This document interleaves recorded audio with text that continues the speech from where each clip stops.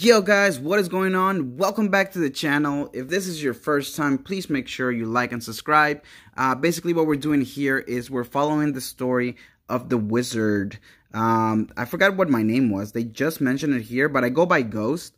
And essentially what it is, it's like D&D. We're playing D&D essentially. We're making choices, and those choices have consequences. Last time on the last episode, we did get caught. We were in jail. This beautiful girl just came and, I guess, tried to save us. She's talking to us at least, but then we heard some whispers that are coming down the hall. Who could it be? Are we gonna ask for help, or are we gonna deny that that it was injustice that we're being blamed that we killed Reginald? Let's find out. I did think about this a while, and I decided to actually ask for help. You know, there's nothing wrong with asking for help, guys. Just ask for help sometimes. So we're gonna ask for help, and it's somewhat pitiful, but you know what? It doesn't matter. Let's get started. Let's go. Ooh, butt kisser. That's what I am. So much butt to kiss, so little time. That's right. Now we did increase our luck, which is good. We got a little coin, which is awesome. And then we didn't get any points, but that's okay. We definitely want to increase the luck. I think the luck is very important in any game, so I'll be a butt kisser all day, bro. All right. I thank your kindness in removing the filthy rag from my mouth, you say gratefully. As a priestess with divine blessing, you surely know of my innocence, and I have been maltreated by those lacking your wisdom. She looks into your eyes intently. You try to hold her gaze, but eventually falter from embarrassment. She whispers a prayer and then lays her hands upon your side. You feel tingling, and then a soothing wave of warmth spreads over your body. Thank you, my lady, you say. Just call me Nerissa, she says, and you can thank Alathia, goddess of protection, for bestowing through me her healing breath. Nerissa asks you to tell your story from the beginning. You start at the inn where Reginald was murdered, but Nerissa asks you to back up further, and so you tell her what your adventures in Castle Inverness, including the goblins, the evil priests, and the shadow beast that rose up from the sacrificial altar. She asks many questions, particularly about when you questioned Siba in the candle shop. After you finish your story, she is quiet for some time. Finally, she asks, "It was Siba who slew Reginald?" Judging by the blood on her, you say, "Not by her own hand, of course, bewitched or possessed." "I questioned her too," Nerissa says. "It is difficult to imagine such a woman doing that." "Oh, certainly. She was merely the vessel, the puppet of an evil entity," you exclaim. "Could there not be the same explanation for you? What do you remember of the night?" "I am no weak-willed plaything for evil. Reginald was a brother to me." "This, I believe," Nerissa says as she stares into your eyes for a long moment. Finally, she waves a hand and says, "But we are all toys of the powerful. To the gods and lesser beings, too."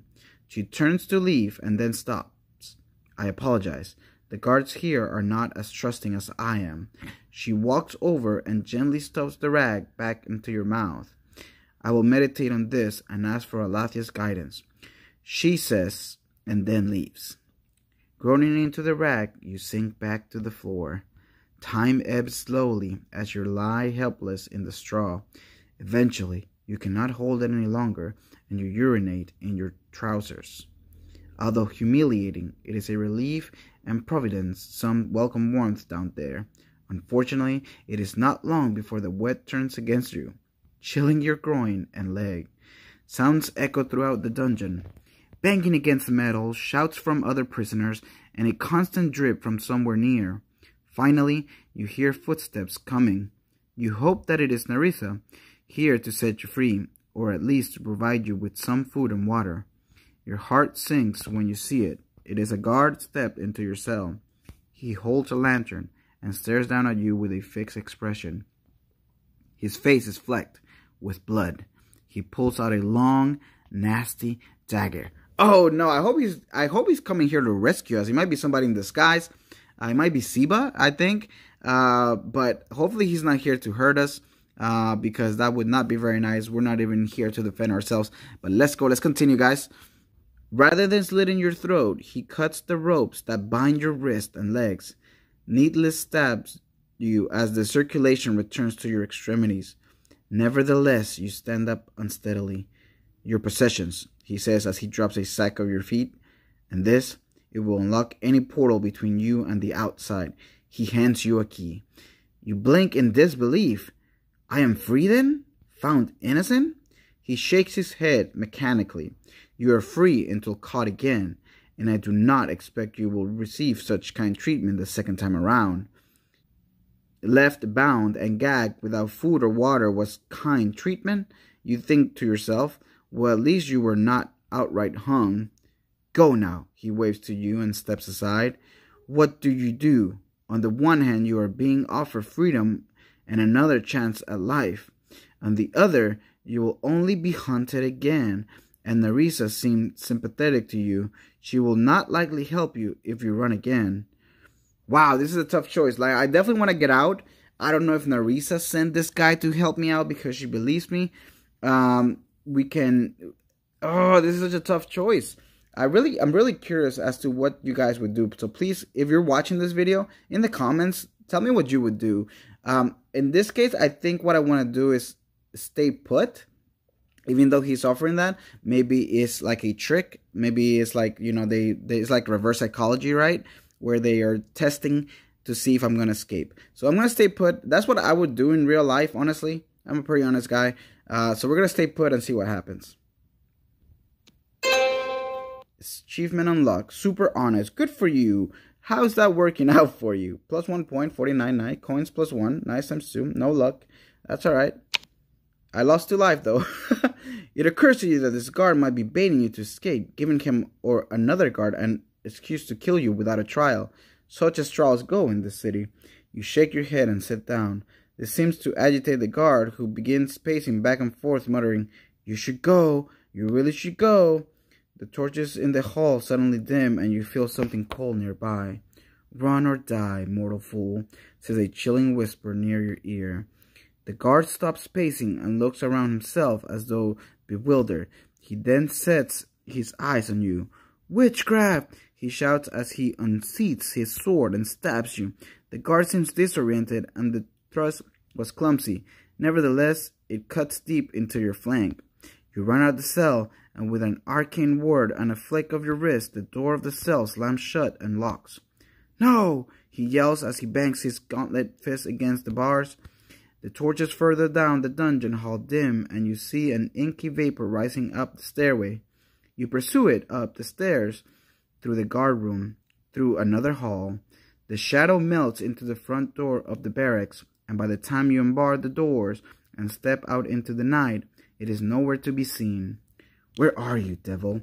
You are not sure what you will do when you find it. Nevertheless, this thing surely killed Reginald, and so you run after it. The door out of the dungeon is locked. Frantically, you pull the key the guard gave you out of your pocket. As soon as the key gets near the keyhole, it begins to vibrate slightly, and then the keyblade length and shape morphs. Lemundo's master key, you realize with an excited shock. Such a magical key will fit any non-magical lock. The story goes that long ago, Lemundo, the great wizard, created such keys for his friends and family, who were instructed to swallow their keys if they were ever captured. Of course, over the centuries, the keys began falling into unintended hands. The stair to the dungeon led up to the guard room. 2 guards are splayed out, face up on the floor, their entrails spilling out in a pool of blood. There are symbols scrolling all over the walls, reminiscent of the symbols you saw near slain Reginald. "Neville Scat," you whisper, in a mixture of surprise and fear. The inky blackness is up ahead. Down a hall, you continue your pursuit until you are outside on the city streets. All is quiet. It must be late, or everyone is dead, you think. You spot the shadow thing traveling down on the roads, hovering near the ground. It would probably be invisible from this distance, if not for the fact that the street lanterns dim as they pass by them. Down the street you run, stopping now and again to watch for the inky shadow, while at the same time trying to keep a healthy distance. You are not sure what kind of senses the thing has. Perhaps, outside of a human body, it is nearly blind. Possibly, although you think you see eyes at one point, 2 faintly glowing holes in one otherwise inky blackness.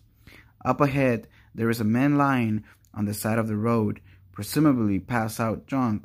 The thing sips into him, and the man suddenly picks himself up and begins desperately, limping, run. How long can the thing exist outside a body, you wonder? In any case, you are thankful to now have someone solid to keep track of, and you follow as stealthily as you can. It is not long before you see a pair of guards up ahead. The guards turn at the sound of that man staggering up behind them. As they do this, the man collapses face first onto the street. The guards laugh and then resume walking. Inky blackness drifts after the guards, stalking them like a nightmare predator. You consider shouting a warning, but it is too late. The thing hovers over one of the guards, collects around him, and in a phantom embrace, and vanishes into his back. The guard jerks for a moment, and his companion looks over him curiously. You continue to follow at a distance, unsure of whether you should warn the other guard or not. What is the use, you decide. Finally, he would only think me a fool and, far worse, recognize me. The possessed guard points down an alley, urging his companion to lead the way. This cannot be good, you think to yourself. Soon, there is a cry from the alley that is cut short. You hurry to the entrance and look in. The alley is unlit, but the lantern of one of the guards is on the ground, broken. Its burning oil spreading. Using a knife, the possessed guard is cutting away on the other one with a practiced motion, such like a butcher slaughter an animal. His back is to you. What do you do? Wow, guys. So I think ultimately we did make the good decision in staying. I feel like if we were to escape, I kind of felt like it was a trap. So basically the Wraith or whatever this entity is that is trying to blame us, it tried to help us escape so that we would look like fugitives. So I'm glad that we chose to stay, even though we did lose a little bit of life. Now, I am going to stop the video here now. It's been about 12 minutes. As always, I appreciate you guys. I don't know what I'm going to do next, whether I'm going to attack with a dagger since his back is to me, find help, stay hidden and watch, or maybe attack with a spell. Really all good choices. But as always, I appreciate you guys so much. I'm looking to obviously put better content out there for you guys. So let me know what I can do to make it better. And I'll see you guys in the next one. Thank you.